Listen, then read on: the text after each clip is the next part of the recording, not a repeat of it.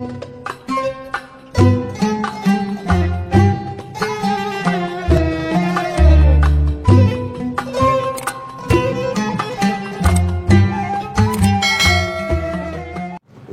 adalah salah satu sahabat Nabi dan satu-satunya sahabat Nabi yang punya julukan atau gelar Sahibu Sirri Rasulillah, orang yang pandai menyimpan rahasia Rasulullah.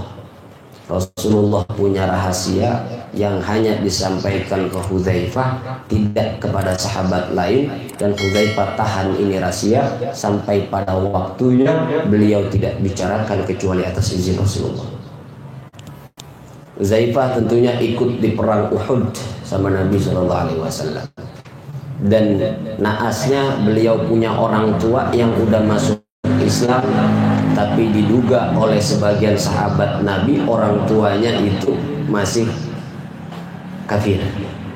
Akhirnya pada peperangan Uhud, karena pasukan Nabi ini ada yang menyangka di medan perang ketemu dengan ayahanda dari Huzaifah, beliau terbunuh ayahandanya.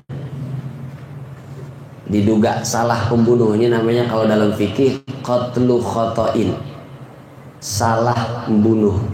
Kayak orang mau ngebunuh si A tapi yang kebunuh B, orang mau matiin B yang mati C. Ini namanya qatlu khoto. Tidak wajib diqisas tapi bayar diat, bayar denda. Saat itu Nabi suruh orang yang ngebunuh babanya Huzaifah suruh bayar denda. Apa kata Huzaifah? Enggak usah ya Rasul, saya udah maafin yang ngebunuh. Maka Nabi sangat percaya kepada Huzaifah. Salah pembunuhan yang terjadi di perang Uhud adalah pembunuhan yang dibunuh adalah bapaknya Huzaifah, padahal dia udah masuk Islam. Yang membunuh namanya Hasin, di riwayat Husain.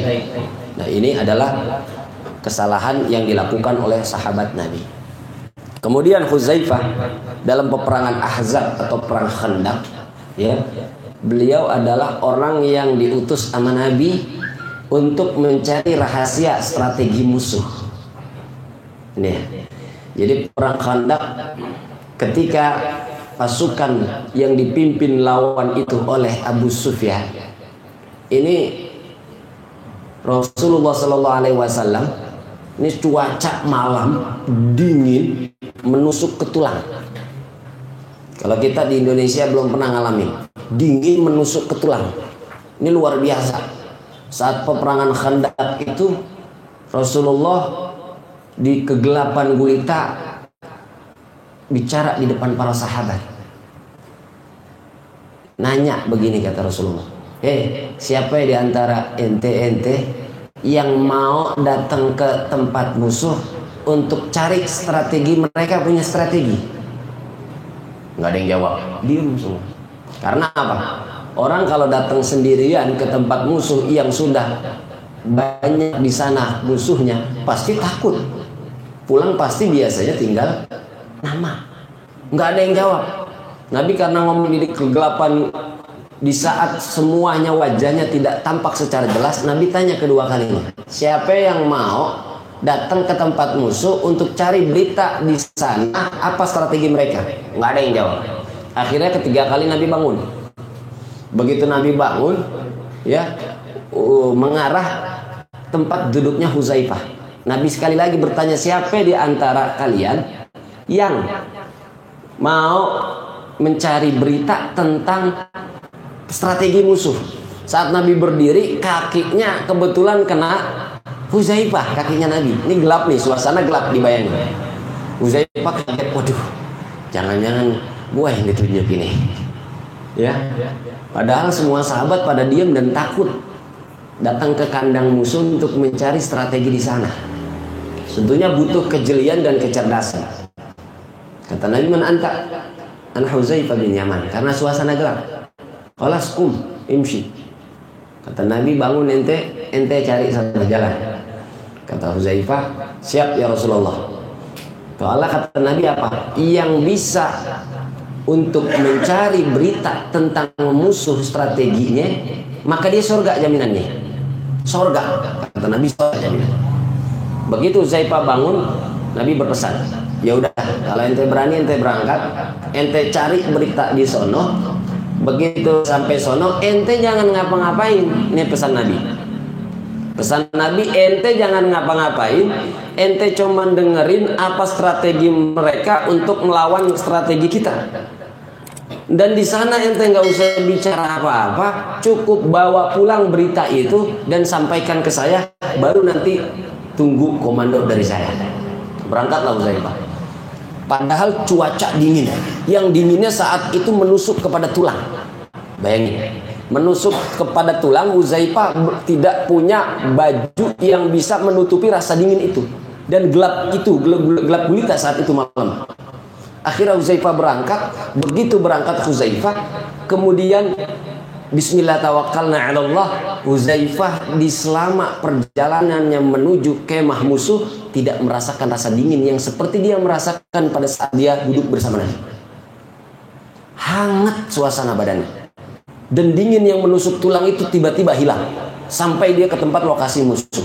Begitu dia sampai di lokasi musuh, dia cari-cari di mana nih kemahnya. Dia lihat ada api unggun. Api unggun, yang api unggun itu ada di sekelilingnya satu orang yang sedang duduk di api unggun lagi ngangetin tangan. Karena cuaca panas begitu, cuaca begitu dingin. Dia ngangetin badan di samping unggun. Huzaifah lihat, ini fisiknya siapa ini? Kok bisa rasakan dari kejauhan dia lihat.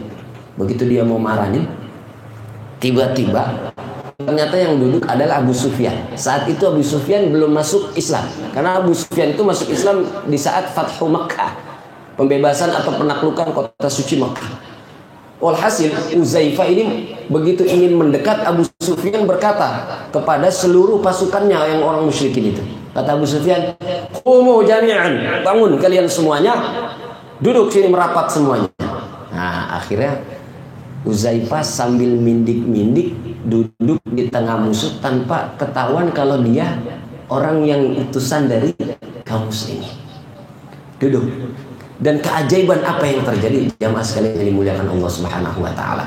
Keajaiban yang terjadi itu seluruh yang duduk ditanya sama Abu Sufyan kecuali Huzaifah yang tidak ditanya. Padahal dia duduk berada di sebelah kiri, kalau dalam riwayat sebelah kirinya Abu Sufyan. Abu Sufyan itu saat itu pemuka orang-orang kafir yang ingin membunuh atau melawan Nabi Shallallahu Alaihi Wasallam. Huzaifah nggak ditanya. Padahal dia udah deg-degan begitu di absen satu persatu. Dia waduh, mati dah gue ini. Pokoknya udah dah, orang Nabi udah jamin surga, gua mati juga pulang balik nama. Kalau ditanya ternyata gua ketahuan, kondisi gelap, nggak kelihatan. Begitu mau ditanya, dia nggak lewat. Udah, setelah semuanya memperkenalkan diri dan diabsen oleh Abu Sufyan, kata Abu Sufyan, "Al-ana ar-rahil. Sekarang saatnya kita pergi, berangkat. Oh, semuanya langsung bangun, tegas berangkat, senang. Pergi kita. Nah, begitu mendapat berita itu, Huzaifah bin Al-Yaman dia kembali kepada Rasulullah dan memberikan kabar kepada Rasulullah. Tadinya dia mau berbicara, karena nggak gampang orang menjaga rahasia. Tidak kepada orang-orang kecuali kepada orang yang tertentu yang mampu menjaga lisannya untuk tidak bicara kepada sesuatu yang dipesan untuk tidak dibicarakan. Akhirnya Huzaifah tidak terlepas untuk bicara dan kemudian dia kembali menghadap Rasulullah membawa berita. Ini Huzaifah nyaman. Dan karena dia mampu menjaga rahasia, juga Nabi pernah memberikan rahasia kepada Huzaifah. Nih bayangin, orang-orang udah pada masuk Islam, orang-orang udah jadi pengikut Nabi, tapi masih ada yang jadi munafik di tengah-tengah Nabi. Itu biasa. Jadi kalau ada orang bergaul sama ustadz, bergaul dengan kiai, masih ada yang munafik padahal udah sering ketemu kiai sama ustadz, biasa. Itu ada sejak zaman Nabi. Anda kalian yang ingin menjadi ustadz atau nanti ditakdirkan menjadi kiai, kalau Anda melihat bahwa di tengah Anda ada orang yang munafik dengan Anda, itu hal yang wajar. Nabi Shallallahu Alaihi Wasallam pernah bilang ke Huzaifah bin Al-Yaman, kata Nabi Shallallahu Alaihi Wasallam, lagi 4 mata nih, 4 mata tapi acaranya nggak masuk Trans TV ya. Kata Nabi begini, Huzaifah, ente mau tahu siapa orang munafik di tengah kita? Kata Rasul, kalau ente saya kasih tahu, jangan ente kasih tahu ke siapapun.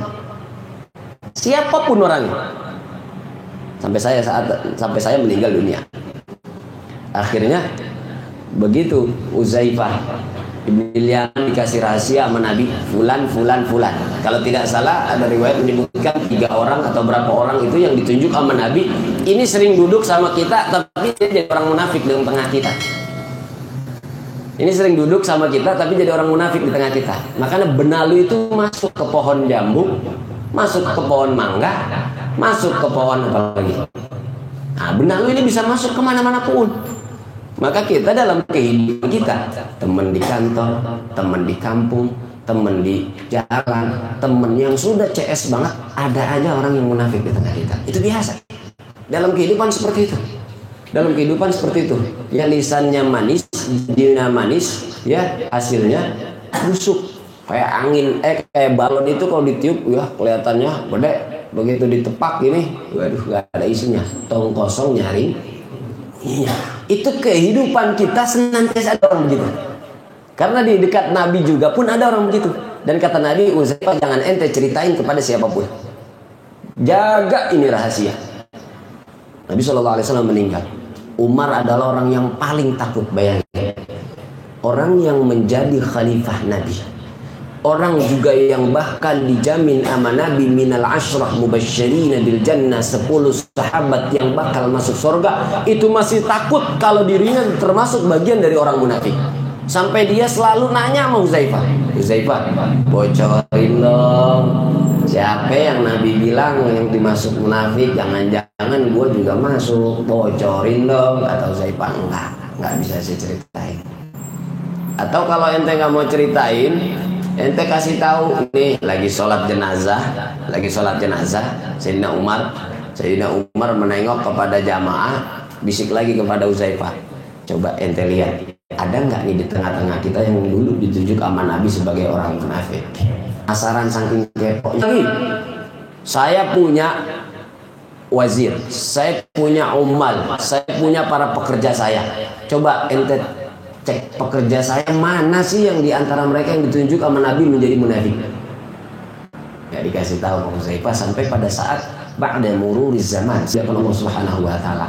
Ya, terkadang kita gampang menyimpan rahasia, tapi kalau kena bom lagi yang besar, kita lepas itu rahasia.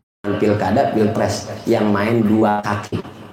Yang main 2 kaki mampu menjaga rahasia, ternyata dibom dengan sebelah sana, pihak sebelah sana, disebarkan rahasia itu. Maka Huzaifah bin Hanbal radhiyallahu anhu, tidak ada nabi yang diutus oleh Allah kecuali ada 7 teman setia yang pemikirannya maju, yang juga setia. Abu Bakar As-Siddiq, Ali bin Abi Thalib, Abdullah ibni Mas'ud, Hasan dan Husain cucu Nabi, dan termasuk Bilal bin Abi Rabah, juga termasuk Huzaifah bin Al-Yaman. Orang yang dipilih Nabi yang menjadi orang yang setia, yang tidak mengingkari Nabi dan tidak nifak kepada Nabi Muhammad SAW. Itu seluruh Nabi begitu. Nabi Adam punya teman yang temannya itu ya mendukung apa-apa yang dilakukan. Begitu juga Nabi Zakaria, Nabi Yusuf, Nabi Yunus, semua Nabi itu kata Nabi Muhammad punya 7 minimal kawan yang setia kepadanya. Ya. Orang baik jangan takut kagak dikawanin orang. Orang baik jangan juga takut nggak dikawinin orang. Orang baik itu pasti ada temennya baik, walaupun banyakan temennya yang jahat. Tapi dengan kebaikan kita yang kita lakukan atas dasar keikhlasan, dan orang yang diutus sama Allah untuk membantu kita juga ikhlas. Begitu kehidupan kita. Kalau kita orang baik takut nggak ada temannya, kenapa orang jahat nggak takut nggak ada temannya? Seharusnya yang takut tidak ada temannya adalah orang jahat. Kita yang menjadi berusaha menjadi orang yang istiqomah atau orang yang baik harus lebih yakin bahwa kita juga ya yang memediin juga ada juga biasa itu. Begitu Nabi Muhammad aja di tengah-tengah sahabatnya masih ada yang nifak. Jadi biasa kalau di tengah-tengah kita masih ada yang munafik. Auzubillahi min dzalik, bahkan bisa jadi orang yang tiap hari kekeban kita. Orang yang tiap hari menjadi istri kita, nauzubillahi min dzalik, ada istri juga yang mengingkari suami. Seperti istrinya Nabi Lut, seperti istrinya Nabi Nuh. Ini adalah munafik dan tidak mau beriman kepada Allah Subhanahu wa taala.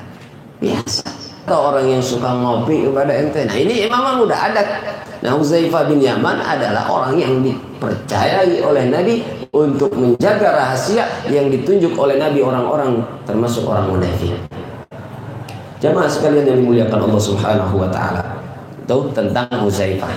Paham sampai di sini? Jelas? Jelas?